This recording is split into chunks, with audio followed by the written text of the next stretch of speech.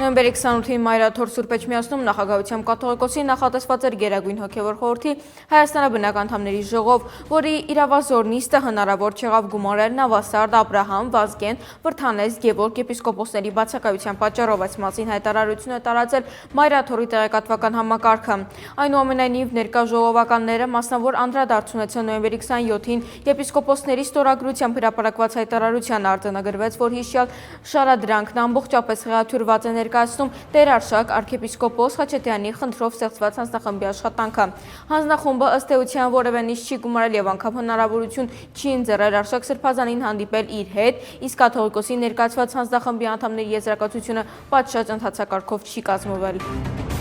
Գեղարքունիքի մարզում 2 զինծառայող է պայթելականի վրա, նրանք ստացել են մարմնական վնասվածքներ, ՊՆ-ից հաստատել են այս լուրը, հավելելով, որ դեպքը ծառայողական պարտականությունները կատարելու ժամանակ չի եղել։ Դեպքի հանգամանքները նույնպես ըստ ՊՆ-ի կապ չեն ունեցել ծառայության հետ։ Պայմանագրային զինծառայողների կյանքին վտանգ չի սպառնում, նշել են ՊՆ-ից։ Գերատեսչությունը նաև վստահեցրել է, որ մնացած հանգամանքների ճշտման ուղղությամբ պատկան մարմինները համապատասխան ուսումնասիրություններ են կատարում։